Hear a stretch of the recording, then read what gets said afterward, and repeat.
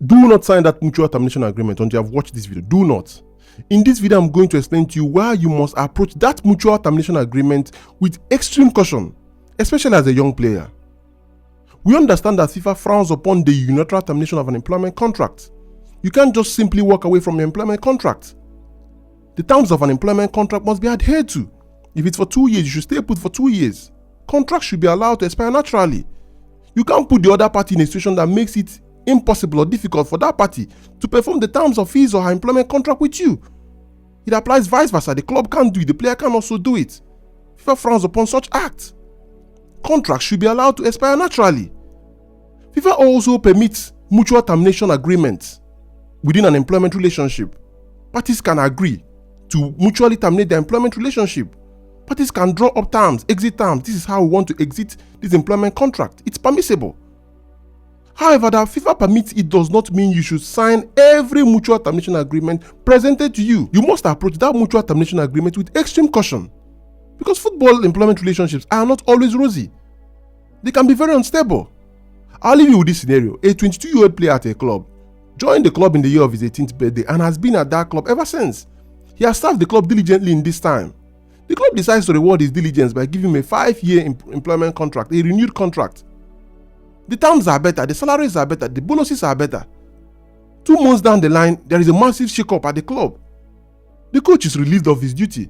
A new coach arrives who doesn't like the player's face. He comes with his own set of players, his own set of foreign players. The club's hierarchy invites the player and his agent to a meeting. At the meeting, the player is presented with a mutual termination agreement. There is a settlement sum in the mutual termination agreement, equivalent of 5 months' salary. The club says, sign this and go away. We no longer require your services. But if you insist on not signing this, we are not going to register you in the league. We may only register you in cup competitions. They may say we are not going to apply for a renewal of your work permit. The player is apprehensive. The agent says, don't worry, sign it. You will become a free agent, we will get you a new club. The player signs it. The player was not made aware that if the club proceeds to fail to register him in the league, that would be an act in breach of his employment contract. The player was not informed that if the club fails to apply for the renewal of his work permit, that would be an act in breach of his employment contract. And by doing so, the player can approach FIFA. If he approaches FIFA, FIFA would ask the club to pay him the residual value of his employment contract with the club. The player signed the mutual termination agreement.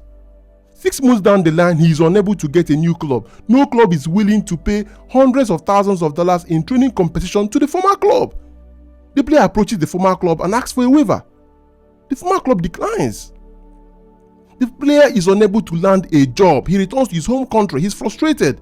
The settlement sum is finished. It's important for you to approach that mutual termination agreement with extreme caution. Because if the player had allowed the club carry out its intended breach of his employment contract, the player would have approached FIFA, and FIFA would have ordered the club to pay the player the entire residual value of his employment contract. So if he has 58 months left in that employment contract, the club will be ordered to pay the player the entire 58 months salary as compensation for the breach. Additionally, the club will no longer be entitled to receive training compensation for its effort in training and developing the player over the years. So what it means is that the player will walk away with more money and freedom.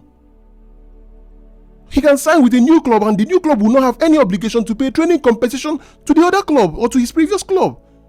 So by signing that mutual termination agreement, the player exchanged freedom for chains. So you must be very careful. It's your career.